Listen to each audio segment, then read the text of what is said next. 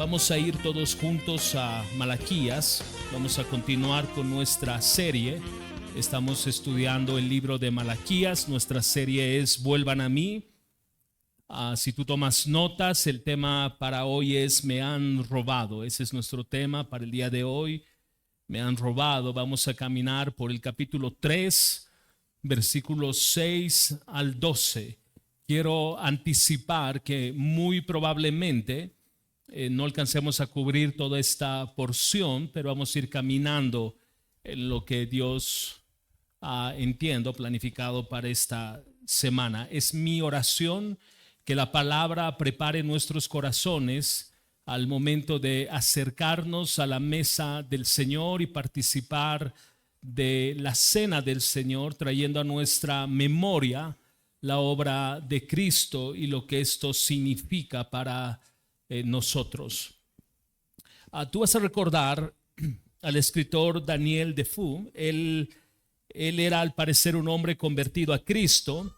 Él hace un comentario muy sutil sobre el arrepentimiento en una novela famosa que él tiene, que es Robinson Crusoe. No sé si tú has leído esto o has escuchado, pero lo que él escribe es lo siguiente: desde entonces, dice él, he observado en muchas ocasiones que incongruente e irracional es el sentido común de los seres humanos. No les da vergüenza pecar y sin embargo les da vergüenza arrepentirse.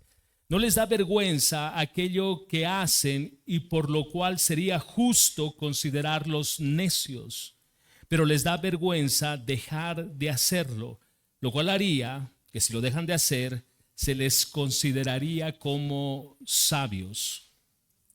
El orgullo, y vamos a estar de acuerdo, es una piedra de tropiezo, de camino al arrepentimiento, de regreso a nuestra comunión con Dios, principalmente de aquellos que profesan ser su pueblo, de aquellos que profesan ser sus hijos. De hecho, hay una oración famosa que es conocida como la oración del hombre inflexible. Déjate la leo. Señor, concédeme llevar siempre la razón, pues ya sabes, yo nunca puedo cambiar de opinión. Esta es la oración del inflexible. Ahora, yo entiendo que muchos, aunque no oramos de esa manera, pero cuando nos presentamos delante de Dios es como si orásemos de esta manera cuando argumento delante del Señor que yo soy quien tiene la razón. Cuando yo argumento delante de Dios que aquello que Él llama pecado no es pecado, es un error, fue un desliz, todo el mundo lo hace. Es este contexto de oración de este hombre inflexible. Señor, concédeme llevar siempre la razón, pues ya sabes que nunca voy a cambiar de opinión. Dios, por medio de Malaquías, está persuadiendo a su pueblo para que se arrepienta, ¿no es cierto? Desde que empezamos el estudio del libro de Malaquías, Dios una y otra vez ha estado persuadiendo a su pueblo para que se arrepienta. Pero al parecer su pueblo lo que menos quiere hacer es arrepentirse. Y esa ausencia de un corazón que camina en arrepentimiento frente a la demanda del Dios santo es un corazón orgulloso. En Malaquías capítulo 1, versículo 2, Dios dijo a su pueblo: yo te he amado. Y lo que estaba haciendo Dios, tú recuerdas, era buscar que el pueblo recuerde las múltiples misericordias del Señor para con ellos, que ellos traigan a su memoria la fidelidad del Señor aún en medio del cautiverio en el que se hallaban poco tiempo atrás. El pueblo responde: ¿en qué nos has amado? ¿Qué estás diciendo, Dios? ¿Qué es este asunto de que tú nos has amado si no vemos tu amor? En Malaquías capítulo 1, versículo 6, Dios dice a su pueblo: ustedes no han honrado mi nombre. Y lo que el pueblo responde al Señor es: ¿de qué manera nosotros hemos deshonrado tu nombre? en el capítulo 1, el mismo capítulo, versículo 10, Dios afirma que si hubiese alguien que pudiese cerrar las puertas del templo, y el pueblo responde, ¿por qué? ¿Por qué, Dios, tú quieres que cerremos las puertas del tiempo si nosotros venimos y te seguimos ofreciendo los mismos sacrificios que tú has requerido? Y es como que el pueblo dijese a Dios, más bien, eres tú quien no recibe nuestras ofrendas, tú no escuchas nuestras oraciones. La respuesta de Dios, ¿tú recuerdas esto? ¿Tú sabes por qué he dejado de hacer esto? Porque tú has obrado de manera desleal con tu prójimo. Tú te has unido en yugo desigual y tú has quebrantado el pacto matrimonial. La respuesta del pueblo, ¿de qué nos estás hablando? ¿Notas la escena continua de orgullo del pueblo? El Dios soberano, el Dios santo, omnisciente, está haciendo observaciones a su pueblo y no superficiales. Está haciendo observaciones estructurales de la raíz misma del corazón, y el pueblo una y otra vez se hace el desentendido. Y no solo se hace el desentendido, sino que un pueblo finito, carente de sabiduría como la de Dios, un pueblo pequeño, que es como Dios los define, se atreve a cuestionar a Dios. En Malaquías 2:17, Dios dice lo siguiente: ustedes han cansado al Señor con sus palabras y dicen, ¿en qué lo hemos cansado? Cuando dicen, todo lo que hace mal es bueno a los ojos del Señor y en ellos Él se complace.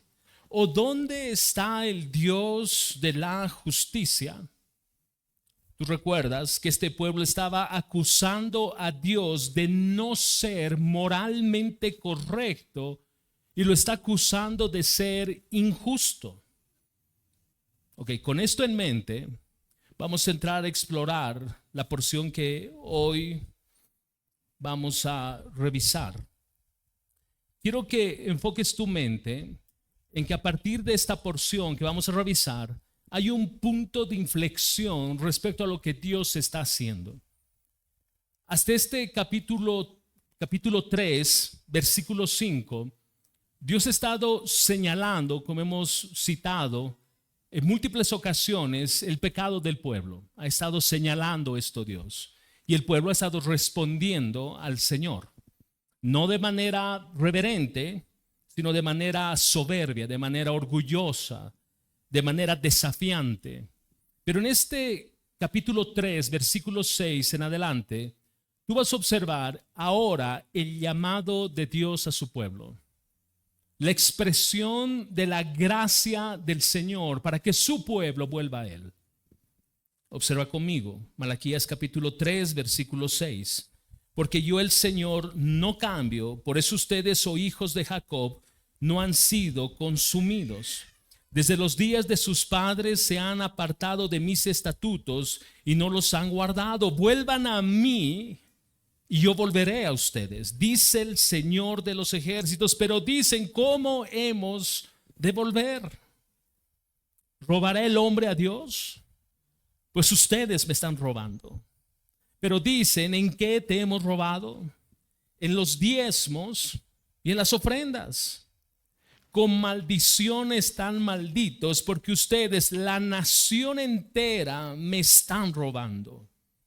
Traigan todo el diezmo al alfolí, para que haya alimento en mi casa, y póngame ahora a prueba en esto, dice el Señor de los ejércitos, si no les abro las ventanas de los cielos y derramo para ustedes bendición hasta que sobreabunde.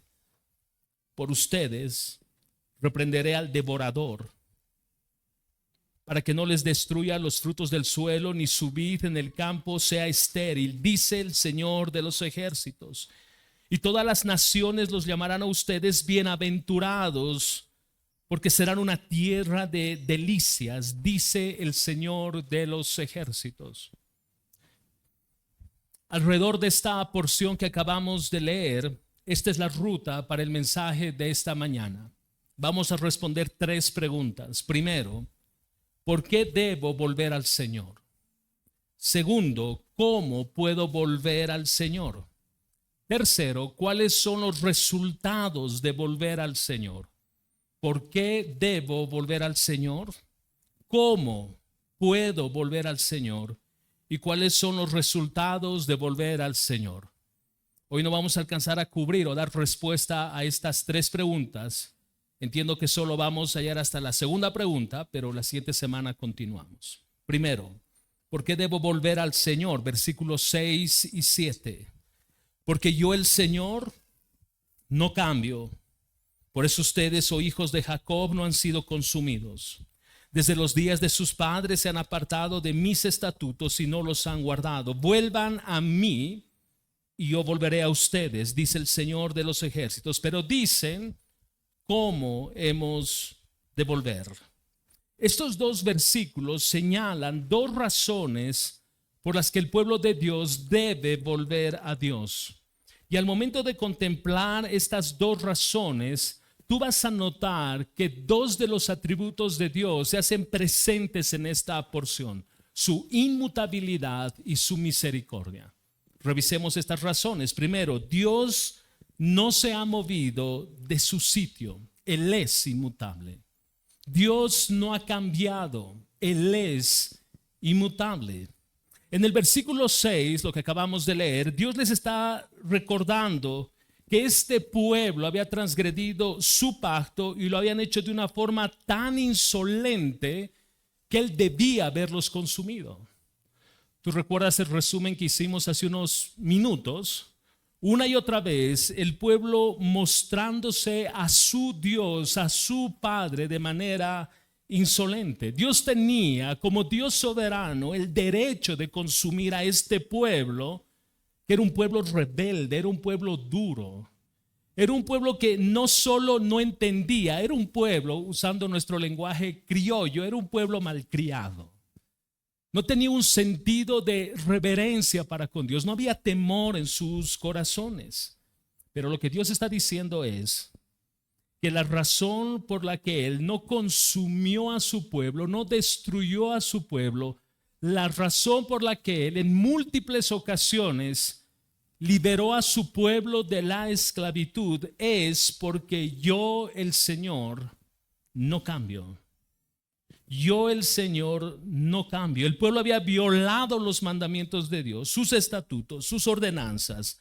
Sin embargo, a pesar del pecado del pueblo, Dios había permanecido exactamente en el mismo lugar. Dios permaneciendo fiel a su pacto. Fiel a su pacto.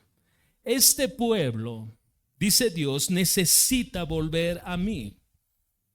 Porque no es Dios quien ha cambiado. Es este pueblo que se ha alejado del Señor. Es el pueblo que ha cambiado para con su Dios. Y al momento de este pueblo cambiar delante del Señor, alejarse del Señor, una vez más, Dios ha permanecido en el mismo lugar. Dios ha permanecido constante, dice el texto original, ha permanecido inmutable. Mira lo que dice una vez más el versículo 6, porque yo, Jehová, no cambio. Por esto, hijos de Jacob no han sido consumidos. La razón, permíteme insistir, la razón por la que este pueblo no ha sido consumido cuando Dios tenía todo el derecho de consumir este pueblo es porque Dios no cambia. Sella esa expresión de las Escrituras en tu mente. Dios no cambia. Tú puedes alejarte del Señor. Tú puedes distanciarte de Él. Él no se ha movido. Tú te has movido. Tú te has alejado. Y a pesar de la distancia que hoy existe entre tú y Dios por tu pecado, Él no ha cambiado. Él sigue en el mismo lugar. Esa es una buena noticia. Porque muchos piensan que es Dios quien se ha alejado. No, Él sigue exactamente en el mismo lugar. Tú te has alejado del Señor. Tú eres quien se ha distanciado de Él. Por eso he llamado del Señor, como vamos a mirar enseguida, es vuelvan a mí. Dios no está diciendo, yo voy a volver a ustedes. Dios no está diciendo, yo soy quien se ha alejado. No, no, no. A pesar de todo lo que has hecho, le dice a su pueblo, a pesar de tu irreverencia, a pesar de tus múltiples insolencias, a pesar de levantar el puño contra mí, tú eres quien te has alejado. Yo sigo en el mismo lugar. Pueblo, iglesia, vuelvan a mí. Es lo que está diciendo Dios. Dios es inmutable, entonces, en su propósito para con Israel. Dios ha permanecido invariable en sus propósitos para con su pueblo. Tú sabes que a través de la descendencia de Abraham vendría el Mesías. Y por medio de él, de este Mesías, el Mesías prometido, la bendición de la salvación alcanzaría a todas las naciones. Dios, a pesar de la infidelidad de su pueblo, a pesar de las múltiples veces que este pueblo le falló, él se mantuvo, permaneció invariable en su pacto para preservar, escucha, para preservar el pacto que él hizo con su pueblo. Pero aquí hay algo interesante en el texto y que no quiero pasarlo por alto. La palabra dice, porque yo Jehová no cambio, por esto hijos de Jacob no han sido consumidos. Recuerda que en las escrituras cada palabra tiene un propósito, ¿no es cierto? No son palabras de relleno o para complementar algo, no. Cada expresión en las escrituras tiene un sentido. La pregunta es, ¿por qué Malaquías, el profeta, cita a Jacob? ¿Por qué no a Abraham? ¿Por qué no a otro hombre dentro de esta línea genealógica de Jesús? Tú sabes que Jacob, obviamente, era nieto de Abraham, pero él tenía ciertas cualidades y quiero que al momento de yo leer sus cualidades, tú pienses en el pacto de Dios con su pueblo, en lo inmutable de Dios para con su pueblo. Jacob era astuto, era malicioso. Él engañó a su hermano para apropiarse de su primogenitura. Engañó a su tío Labán. Era un hombre conspirador, siempre tramando planes para su propio beneficio. Este era Jacob. Y Dios sostuvo a lo largo de la historia un proceso, no solo en su momento para transformar la vida de Jacob, sino para transformar el corazón de la descendencia de Jacob, que también eran conspiradores, que también eran tramposos, que también este pueblo era astuto, era malicioso. Y tú sabes que no estamos exagerando en estas expresiones, porque si tú traes a tu memoria los versículos previos a esta porción de la palabra, eso era el pueblo. Están subiendo al templo a ofrecer ofrenda al Señor conforme los estándares de Dios. Y este pueblo tramposo robaba las ofrendas. Este pueblo iba de camino al templo para ofrecer sacrificio en el altar. Y lo que hacían era decir, me olvidé mi ofrenda. Y de camino robaban una ovejita de alguien y lo ofrecían como suya. Eran tramposos. Subían al templo y llevaban ofrendas de animales enfermos, tuertos, cojos, ciegos.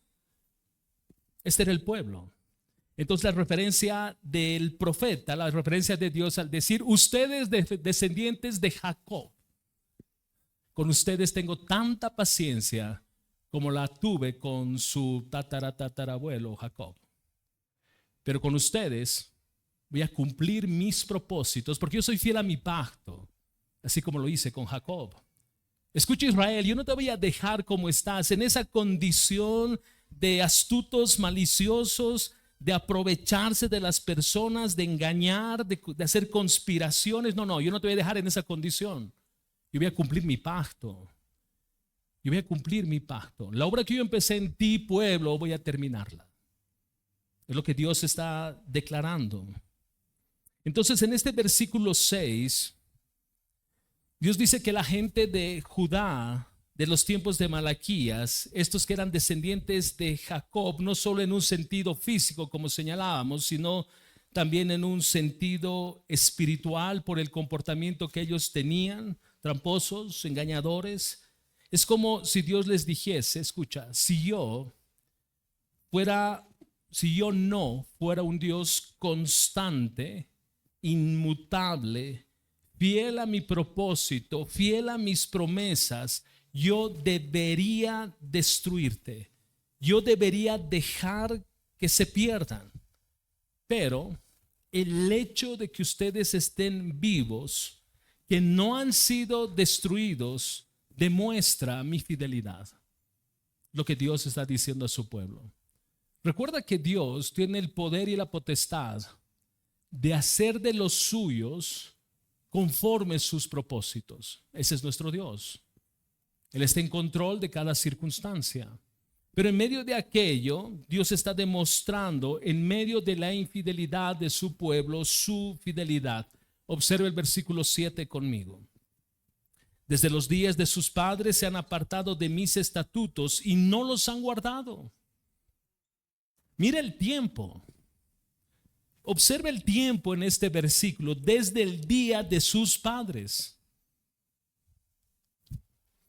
Algunos historiadores coinciden que había pasado alrededor de 1000 años aproximadamente de toda la narrativa del llamado de Abraham, el desarrollo de la historia hasta este punto. Y lo que Dios está diciendo, desde el día de sus padres se han apartado de mis estatutos. Desde el día de sus padres, mis estatutos no los han guardado. ¿Cuánto tiempo es eso? Mucho. ¿Cuánta paciencia tiene Dios? Mucha paciencia. Escucha, Dios te dice en esta mañana, desde el día que tú te apartaste de mis estatutos, desde el día que tú dejaste de guardar mis mandamientos, yo no te he dado lo que tú mereces. Yo te he extendido fidelidad en medio de tu infidelidad. Yo te estoy extendiendo misericordia para que tú te arrepientas. Yo no voy a cambiar mi pacto contigo, no voy a cambiar mi promesa de salvación contigo, pero vuelve a mí. Vuelve a mí. Este es el llamado del Señor. Dios ha sido siempre constante, señala el versículo 7, siempre constante en sus mandatos, siempre. Dios no cambia constantemente lo que Él requiere de su pueblo. Dios no cambia sus estatutos, siempre son los mismos. No pide un día una cosa y al siguiente día otra cosa. No cambia sus mandatos de una generación a otra. Lo que ha demandado su pueblo desde siempre es que tengan fe, es que lleven una vida santa, es que sean como su Padre. Y todos los mandamientos, todos los estatutos y todas las ordenanzas apuntan en esa dirección. Dios no ha cambiado su palabra. Las demandas de santidad de Dios son exactamente las mismas desde el día 1. Desde el día 1, desde el mismo día de la creación. Dios no ha cambiado. Las demandas del evangelio son exactamente las mismas. No se acondicionan, no se acomodan a la cultura. Dios no dice, pues los bolivianos, ellos son medios especiales. Voy a hacer algunos ajustes a mis mandamientos, a mis leyes, ordenanzas, porque me bloquean. No. Dios no cambia. Dios no cambia. Dios no tiene ciertos mandamientos para ciertas familias y otros mandamientos para otras familias. La ley del Señor, los mandamientos del Señor, los estatutos del Señor son para todos, sin excepción alguna, desde el inicio mismo de la historia. Dios no cambia. El pueblo, y esta es la parte triste de la narrativa de Malaquías, el pueblo no se percató El pueblo no se dio por entendido, el pueblo no ubicó cuánto ellos estaban desobedeciendo a Dios. Ellos no entendieron que sus transgresiones los estaban alejando de la misma presencia de Dios. Y esa es la razón por la que Dios dice a su pueblo: vuelvan a mí. Han estado alejados por mucho tiempo, vuelvan a mí. ¿Por qué decimos que el pueblo no se percató, no se dio por aludido, no entendió?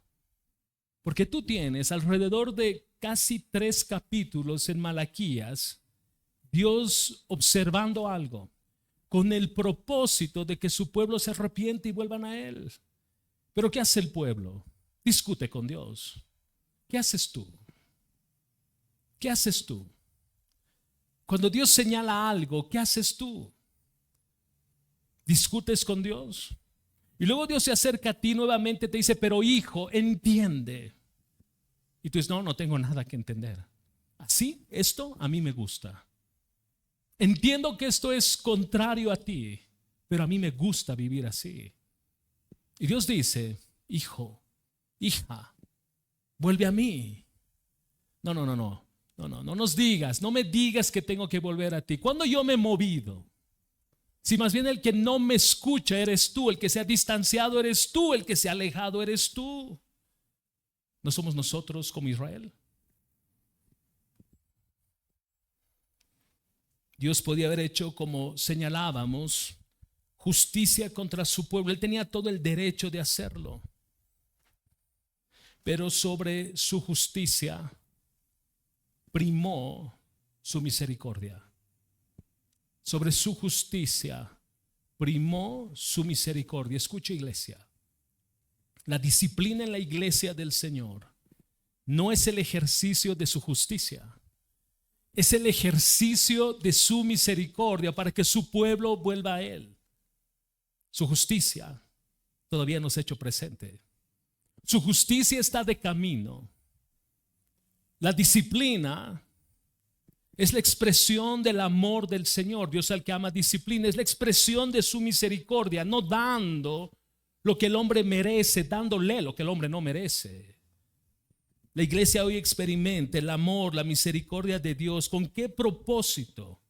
Vuelvan a mí. Vuelvan a mí. Vuelvan a mí. Indudablemente que Dios no haya ejercido justicia sobre su pueblo y haya ejercido misericordia sobre su pueblo, no significa que Dios no apartó las consecuencias de este pueblo. Porque tú vas a recordar que la gran pecaminosidad de este pueblo los condujo una y otra vez a cautiverio. La disciplina del Señor, la disciplina del Señor en tu vida, en medio que Dios te está llamando y en medio de la resistencia de tu corazón, en medio del ejercicio del amor y la misericordia del Señor, no pienses que las consecuencias no te van a alcanzar. No pienses. Pero aún las consecuencias, escucha, aún las consecuencias son la expresión de amor del Señor. Porque la consecuencia es como que te diese una cachetada. Es como que reacciona, mira lo que está sucediendo. Y Dios diciéndote: vuelve a mí. Vuelve a mí. Y yo volveré a ustedes. Y yo volveré a ustedes. No es que en un punto ambos se alejaron. No, esa no es la idea.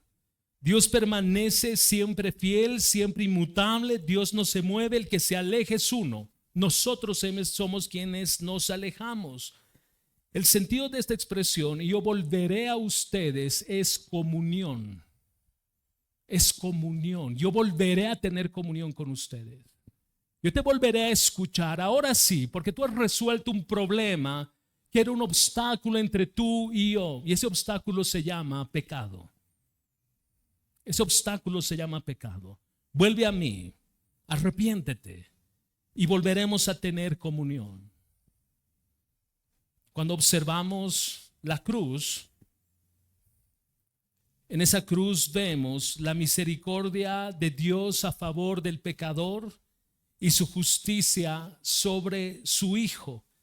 para que nosotros pudiésemos ser perdonados. ¿Notas lo que Dios hace en esa cruz? No nos ajusticia a nosotros, que sí lo merecemos. Dios ajusticia a su Hijo, al inocente, para ejercer sobre nosotros misericordia. Ese es el amor del Señor, esa es la inmutabilidad del Señor, esa es la misericordia y gran generosidad de Dios. Iglesia, no nos da lo que merecemos. Imagínate, si Dios ejerciese justicia en el mismo momento de nuestro pecado, todas las iglesias quedan vacías. Porque Él lo que nos da una y otra vez es misericordia, es gracia, es perdón. Esta expresión de vuelvan a mí, señalábamos que no es una expresión nueva. Tú observas Zacarías, y acompáñame en tu Biblia por favor, Zacarías capítulo 1 versículo 3. Zacarías capítulo 1 versículo 3. Diles pues, así dice el Señor de los ejércitos, vuélvanse a mí, declara el Señor de los ejércitos, y yo me volveré a ustedes, dice el Señor de los ejércitos. ¿Notas que es exactamente lo mismo? Es como que Malaquías está haciendo eco de la expresión de Zacarías, vuelvan a mí. Lo interesante en esto es que Zacarías ministró alrededor de 50 años antes de Malaquías, y la voz sigue siendo la misma: vuelvan a mí. ¿Cuántos años el Señor te está diciendo, vuelve a mí? ¿Cuánto tiempo el Señor lleva diciéndote a ti, vuelve a mí? Vuelve a mí. ¿Qué tiene que pasar, iglesia? ¿Qué tiene que pasar para que tú vuelvas al Señor? Este pueblo, recuerda, fue llevado cautivo bajo la mano dura. Se me acaba de ir el nombre. De un pueblo enemigo. Y a mi edad se van los nombres. Por ser de Babilonia, gracias. Fue llevado por los babilónicos cautivos por cerca de 70 años. 70 años para que su pueblo vuelva a él. 70 años y su pueblo no volvió a él. 70 años este pueblo fue puesto bajo esa mano dura para que se arrepientan. Presión para arrepentimiento. No lo hicieron. Dios los trae de regreso. Reconstruyen el templo. Los muros de la ciudad los habían levantado. Y Dios les dice, vuelvan a mí. El pueblo responde, ¿por qué? ¿Cuándo nos hemos alejado? Si yo estoy bien. Yo estoy bien. Yo no necesito volver a ningún lugar. Es más, Dios, aquí estoy en tu templo. Te estoy ofreciendo sacrificios, Señor. Como que yo me he alejado. Y Dios insiste, vuelvan a mí. Escuchen, hermanos. Tú tienes a un padre que ha sido transgredido continuamente. Y Él ha estado continuamente llamando a su pueblo al arrepentimiento. Cuando Dios nos llama al arrepentimiento, lo hace no, escucha por favor, lo hace no para avergonzarnos, sino para santificarnos. El llamado de Dios al arrepentimiento no es para avergonzarte. El llamado de Dios al arrepentimiento es para santificarnos. Cuando tú observas Mateo 18, todo ese proceso de disciplina en la iglesia, el propósito no es humillar, el propósito no es pisotear a nadie. El propósito no es pararte sobre esa persona y pensar que somos más santos. No, el propósito es, el llamado es, arrepiéntete, vuelve a mí. Porque yo quiero restaurarte, porque yo quiero sanarte, porque yo quiero santificarte. Ese es el llamado del Señor, el mismo que hizo a su pueblo. lo hace hoy con nosotros. Si tú no eres creyente, el continuo llamado de Dios a tu vida es arrepiéntete y cree. El llamado del Señor es para salvación, no para condenación. Pero si tú no respondes a su llamado, tú estás viviendo en un estado de condenación. Dios te está llamando. Entonces este es el primer terreno donde encontramos a Dios llamando a su pueblo, llamando a regresar a Él, a volver a Él. Lo segundo que encontramos en estos dos versículos, en el primero encontramos que tenemos un Dios inamovible, un Dios que no cambia, un Dios que permanece, un Dios inmutable. Pero lo segundo que encontramos es a un Dios misericordioso, un Dios misericordioso. Y esta es una de las razones, o una segunda razón por la que uno debería regresar al Señor. Regreso no porque Él se alejó, sino yo soy quien se ha alejado. Regreso porque Él es misericordioso. Dios no es como alguien decía, Dios no es un monarca severo y sin corazón que entrega de mala gana el perdón a aquellos que se arrepienten. No, ese no es nuestro Dios. Dios no te está esperando en casa con un palo. No está diciendo volvé y vas a ver. Ese no es nuestro Dios. Ese no es nuestro Dios. Dios está diciendo, recuerda, vuelvan a mí y yo volveré a ustedes. Bunton dice, el regreso a Dios halla en Dios unos brazos dispuestos y amorosos. Él se volverá a ellos. Estas palabras son maravillosas. Y son maravillosas. Dios te está diciendo, vuelve a mí. Te estoy esperando con los brazos abiertos, con los brazos dispuestos a limpiarte, con brazos amorosos. Vuelve a mí.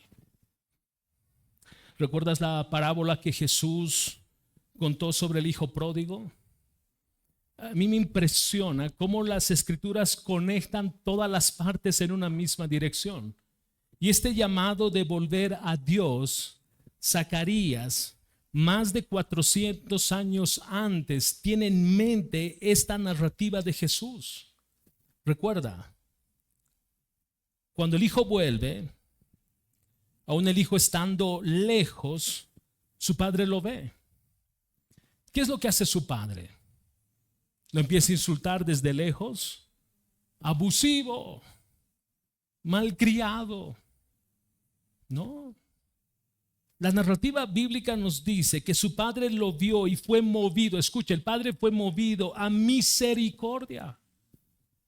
Este padre, movido a misericordia, corre. El padre corre. El padre se echa sobre su cuello, lo abraza y lo besa. Dice, este es mi hijo.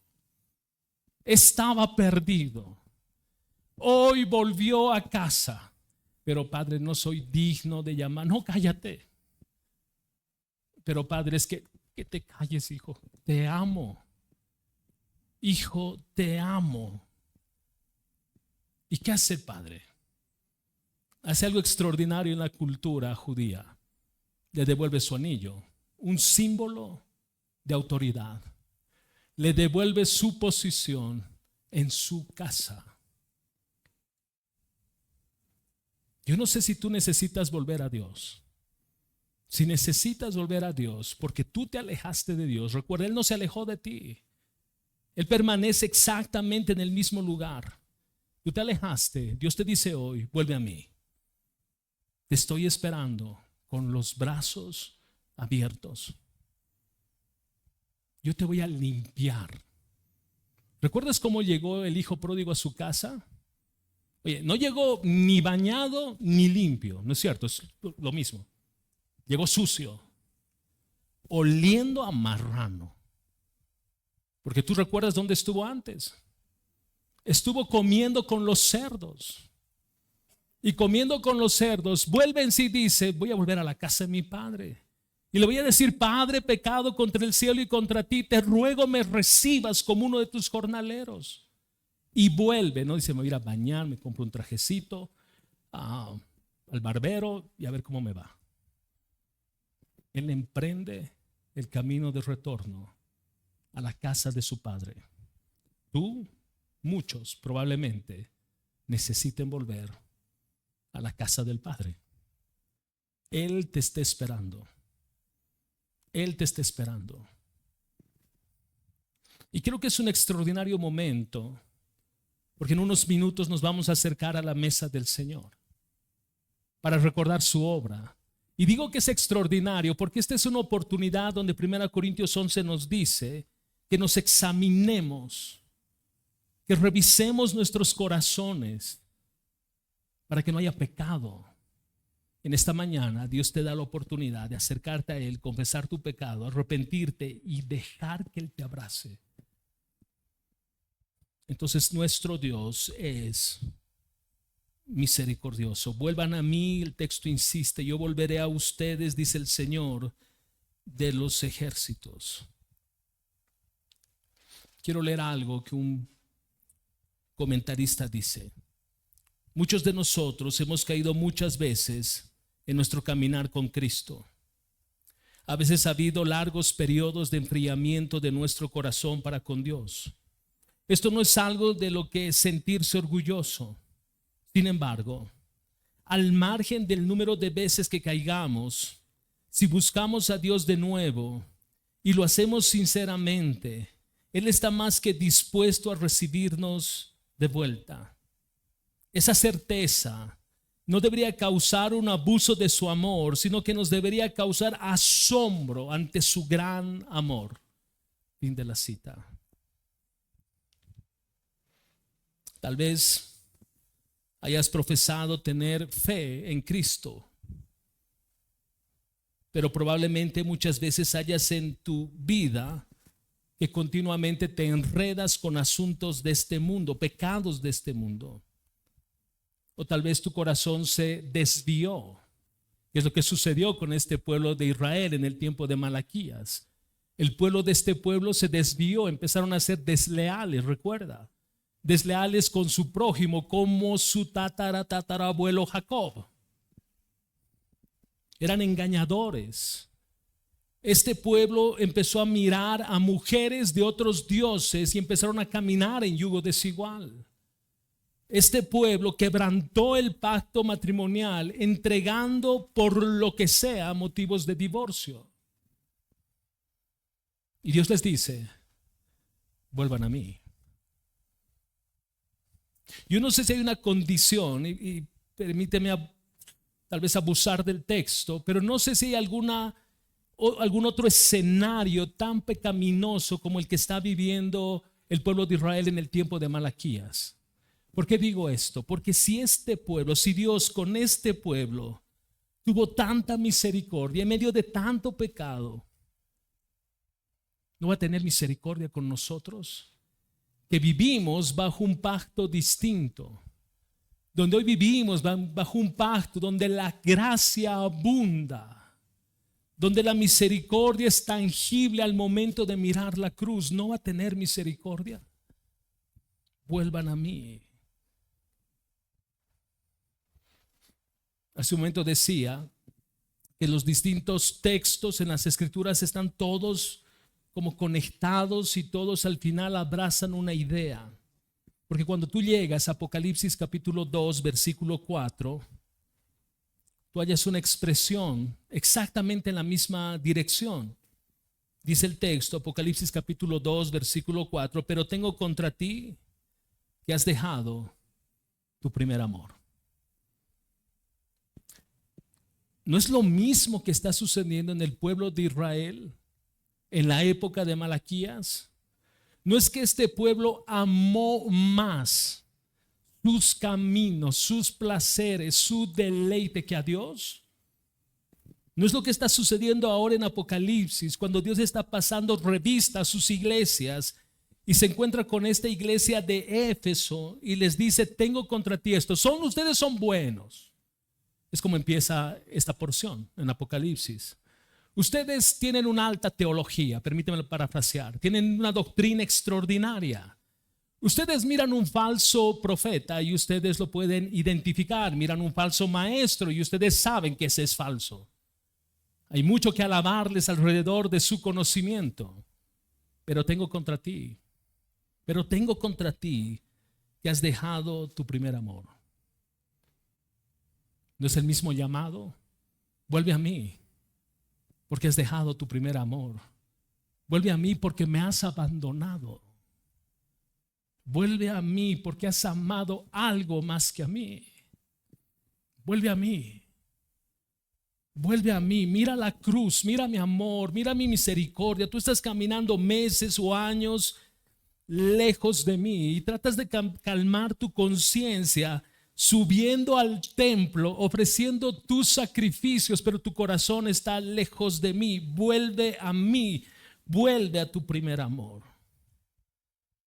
Y este llamado es tan severo.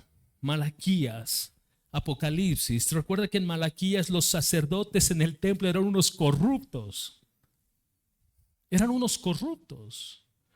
El pueblo dejó de enseñar, los sacerdotes dejaron de enseñar al pueblo.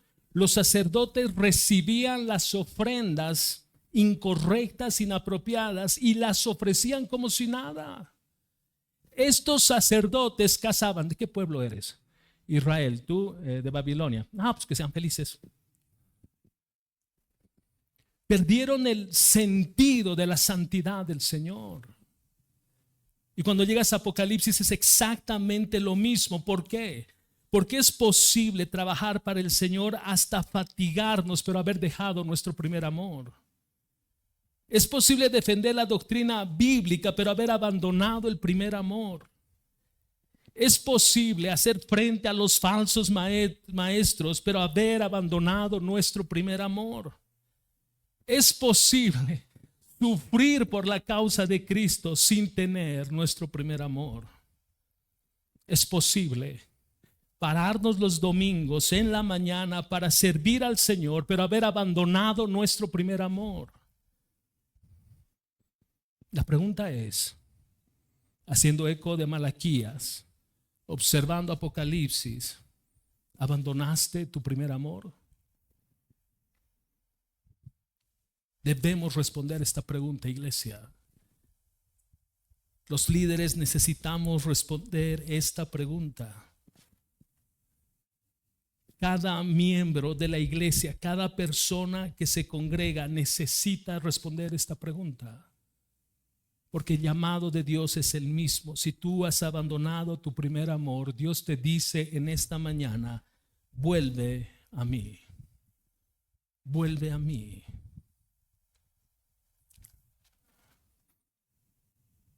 El pueblo, es aquí donde vamos a quedar, pero déjame introducir el mensaje para la siguiente semana. El pueblo les responde a Dios: ¿cómo podemos volver? Suena interesante la pregunta, suena muy lógica. Y la forma en que está escrita suena como hasta reverente. Dios, dinos, ¿cómo volvemos a ti? Suena interesante, pero cuando tú observas el énfasis en el texto original, esta pregunta abraza todo el contexto en el que se estuvo moviendo el pueblo. ¿Qué es lo que realmente está preguntando el pueblo? Escucha, un autor, un comentarista dice: no sabemos en absoluto lo que realmente hemos hecho. No nos dimos cuenta de que nos apartamos de ti y desconocemos por completo qué tengamos que hacer o qué tenemos que hacer para volver a ti. ¿De qué nos estás hablando? Esa es la pregunta del pueblo. Esta expresión, ¿cómo podemos volver a ti? Realmente lo que están preguntando es: ¿de qué nos estás hablando? Dios les dice: vuelvan a mí y no pierdas de vista todo lo que Dios señaló. Y Dios llega a un punto donde les dice: hijos, vuelvan a mí. ¿De qué nos estás hablando? ¿Qué nos estás diciendo? Yo no me he alejado, yo no me he apartado, Yo sigo exactamente en el mismo lugar. Dios les dice, no estás en el mismo lugar. Tú has perdido tu primer amor. Tú puedes subir al templo, tú puedes venir a la iglesia, tú puedes adorar, tú puedes ofrendar, tú puedes diezmar, lo que sea. Tú puedes servir, pero si has perdido tu primer amor, tú necesitas volver al Señor. El Señor está diciendo, ¿cómo es posible que sabiendo que estás en pecado, sigas caminando como si no lo estuvieses? Vuelve a mí. ¿Cómo es posible que ames más ese pecado oculto, que te gusta sacarlo de cuando en cuando y acariciarlo y conversar con él y disfrutar con él? ¿Cómo es posible que vivas en esa condición? Vuelve a mí. Vuelve a mí. Acompáñame a 1 Corintios.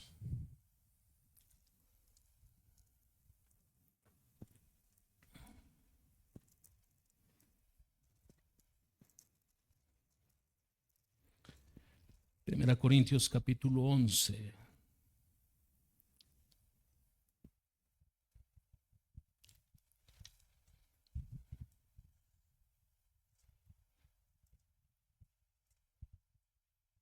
Dice la palabra, versículo 28. Por tanto, examínese cada uno a sí mismo y coma así del pan y beba de la copa. Porque el que come y bebe, no discerniendo el cuerpo, juicio come y bebe para sí. Por eso hay entre vosotros muchos enfermos y debilitados y muchos duermen. Pero si nos examináramos bien a nosotros mismos, no se nos juzgaría. Pero siendo juzgados, somos disciplinados por el Señor para que no seamos condenados con el mundo. El llamado es: examínate, examínate. Como señalé a lo largo del mensaje, muchos hoy necesitan volver al Señor. Y ese es el llamado de 1 Corintios capítulo 11. Antes de acercarte a la mesa del Señor, examínate. ¿Qué debo examinar? ¿Estás en pecado? Si estás en pecado, no puedes acercarte a la mesa del Señor de manera indigna, acercarte estando en pecado. ¿Qué hago entonces? Arrepiéntete, vuelve a tu Señor, vuelve a Dios.